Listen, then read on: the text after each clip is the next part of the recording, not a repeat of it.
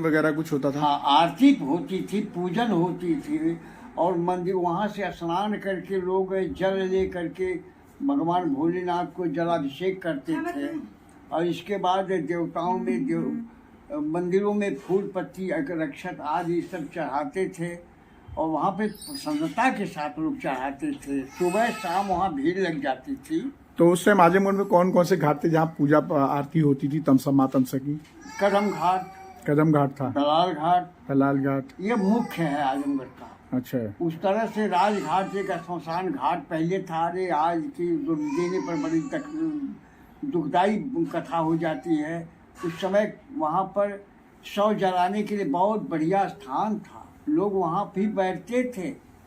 शाम को तमाशा देखने के लिए जब शव जलाए जाते तो लोग बैठ करके वहाँ देखते थे यार, स्नानी वहाँ नहाने वालों को देखते थे। आप मुझे बता रहे कदम घाट, राजघाट और कौन सा, दलाल घाट? दलाल घाट, हाँ। और कौन से घाट थे जहाँ आरती पूजन और ये सारी सुविधाएं थी? ये मुख्य ढंग से यहाँ होता था। उस तरह से तामसा में स्नान करने के लिए अब क्या अब नाम ले, इसलिए कि औरतें जो है ये तीज और जिउतिया का पर्व जब आता था तो पूरा आजमगढ़ तो जगमगा जाता था वहाँ से भी। तीज और जिउतिया और ये जो ये छठ, ललनी छठ जिसको कहते हैं, इसमें तो औरतें बहुत पहले से ही वहाँ पर उनका जमघट रहता था। अच्छा, हाँ, बहुत बढ़िया। तो आप लोग क्या खेल खेलते थे उस टाइम नदी किनारे? कोई खेल? ये तो उस समय पुरानी खेलों में कबड्डी, बाद में फुटबॉल, वॉलीबॉल था। क्रिकेट उस पीरियड में नहीं था, क्रिकेट नहीं था, ये बास्केटबॉल था, ये सब ये लोग खेलते थे। अच्छा, बहुत बढ़िया। और नदी से संबंधित कोई तैराकी प्रतियोगिता नदी में होती थी? नहीं, ऐसा था, पानी तन ज्यादा था, कौन तैराकी करने जाएगा। अच्छा, स्टीमर वगैरह चलता था? हाँ, स्टीमर नहीं, नाव चलती थी। इस पार से जाकर उस पार बद्दोपुर पड़ेगा, वो क्षेत्र पड़ेगा, वहाँ पार होकर के लोग जाते थे। वहाँ पर आज तो पानी में कोई पैदल भी जा सकता है। हाँ। लेकिन इसके पहले मुश्किल था। अच्छा। हाँ, उसके लिए एक मिशन पुल या मिशन का पुल है, पूरा भरता पर मिशन का पुल पड़ता था, वो उसी पुल से लोग क्रॉस करते बनारस आज के लिए, गाजीपुर के लिए, मऊना भजन के लिए। वो पुराना था, बाद में ये पुल नए बने हैं, जो नए पुल सेतु बने हैं सब पूरा बाद में नए बने हैं।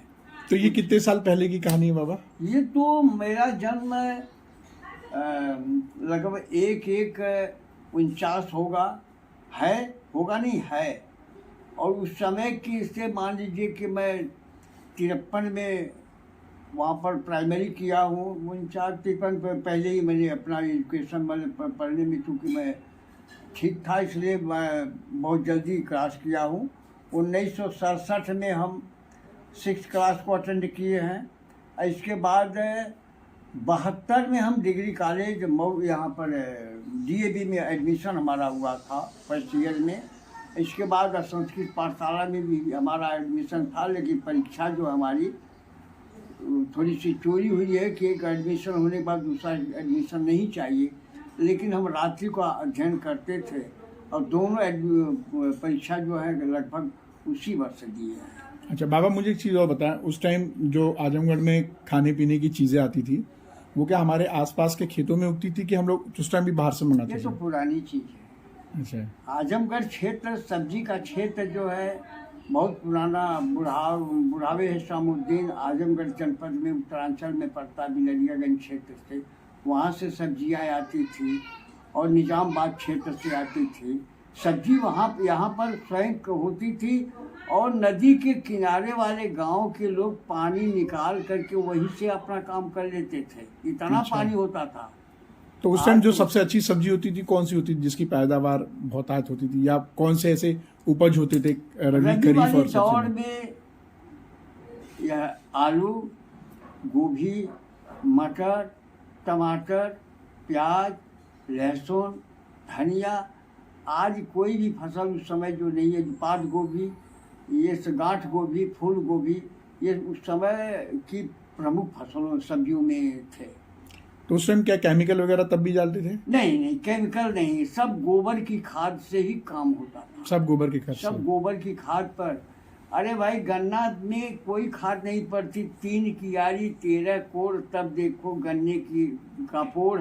ये कहावत थी, 13 बार गन्ने की गुड़ाई होती थी। और यह काम जो है बहुत मेहनत से लोग करते थे।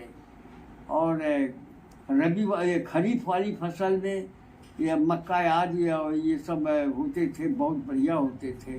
न तो यहाँ पर ये नीलगाय आज ये फसलों का नुकसान उतना नहीं होता था जितना अब हो रहा है। लेकिन एक इससे कोई बड़ा हो करके क्या करके, पानी ही नहीं है पीने के लिए। तामसा के किनारे पानी तो हमने बताया ना। तो बाबा मुझे एक चीज़ और बताएं, मैं एक्चुअली कुछ और चीज़ें जानना चाह रहा था कि जो आपने सब्जियां बताई, फसल बताई, तो इसमें लगभग सबके घरों में खाने के लिए अनाज हो जाता था? नहीं, पूर्ण रूपेण जितना अन्न अब पैदा हो रहा है, पूर्ण रूपेण उतना अन्न नहीं होता था, लेकिन इससे सुपीरियर अन्न था।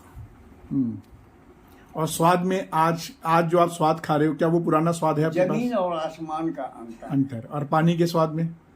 जमीन आसमान का अंतर है। और यही चीज सेहत में भी है? सेहत पर तो आज मैं देख रहा हूँ कि जो टॉनिक लोग खाते हैं, पीते हैं, और जो ये लोग लेते हैं, वो टॉनिक जो आज है, उस समय का यह बिना भोजन और उसका नाश्ता ही वो टॉनिक था। अभी सोच लीजिए कि आज जो टॉनिक पी करके लोग स्वस्थ होना चाहते हैं, उस समय का वो जलपान, आज शरबत, गन्ने का शरबत, आज वही टॉनिक था। अच्छा। आज वो टॉनिक नहीं है। तो पहले जब कोई मजदूरी करने आता था आपके यहाँ पे, तो वो जो उनका मानदेय होता था, क्या होता था? मानदेय तो देखिए उस समय कम था, बहुत कम था, लेकिन पैसे का मूल्यांकन उस समय 6 रुपए का, मैं अपने उम्र में 6 रुपए सेर का घी खरीदा हूँ। अच्छा। और खाया हूँ 6 रुपए सेर का।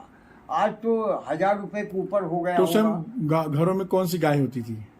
ये देसी गाय थी। देसी गाय? देसी गाय थी। कौन से, जैसे कोई नाम है, गंगा तीरी? नहीं, ये तो नाम हम नहीं बता पाएंगे। हाँ। लेकिन देसी गाय थी, और बाहरी गाय हरियाणा राज्य की नहीं आती थी। तब कितना लीटर दूध देती होंगी वो? वह दूध है लगभग 1.5-2 लीटर दूध दे देती थी। तो उसकी पहचान क्या होती थी जो हमारे यहाँ देसी गाय होती थी? कि उस समय गाय का दूध महंगा था और भैंस का दूध सस्ता था। अच्छा। गाय भैंस जो है 2, 2.5, 3 लीटर दूध दे देती है, जो आज के लीटर हैं, लेकिन उसमें ताकत कुछ और थी, आज के दूध में कुछ और है। जो भी चीज है, साग सब्जी अन्न पानी, जो भी है, सब में आज और उसमें जमीन आसमान का अंतर है। बहुत उस समय कुछ और था, स्वाद में अंतर है, सेहत में अंतर है, इतना बड़ाव नहीं होता था। हवाएं बहुत सुंदर थी, आज हवाएं नहीं हैं। फल बहुत सुंदर थे, आज वो फल नहीं हैं। वह और यही नहीं है, तामसा ही नहीं है, न पहले की रही तामसा भी आज नहीं रह पाई। तो मैक्सिमम सिंचाई तब तमसा से ही होती थी? हाँ, ये तामसा के किनारे के खेत तामसा से ही काम होता था। बहुत बहुत शुक्रिया बाबा, बहुत बढ़िया। नदी से जब तामसा बह रही थी, तो हम लोग उसके जल के बहाव को देखने के लिए, जब चांदनी रात में हम लोग बैठते थे, तो कड़कड़ ये जब चंद्रमा उसमें निकलते थे, वहाँ देखने के लिए हम लोग बैठते थे। वहाँ ठंडा लगता तो था। ये कोई स्पेसिफिक मौसम होता था कि साल भर ये इस गति रहती? नहीं, गर्मी के अवसर में, ठंडक में थोड़ी कोई बैठ नहीं जाएगा। अच्छा।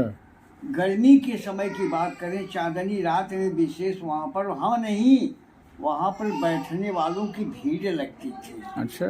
उस समय, और सही भी है, सही है। कदम घाट जो पानी भैया देखते थे, कदम घाट, और ये कदम घाट हुआ, अखाड़ा था, अखाड़ा था, वहाँ पर हमारे लोग कुश्ती लड़ते थे, और वहाँ पर बहुत बढ़िया जंक्शन था।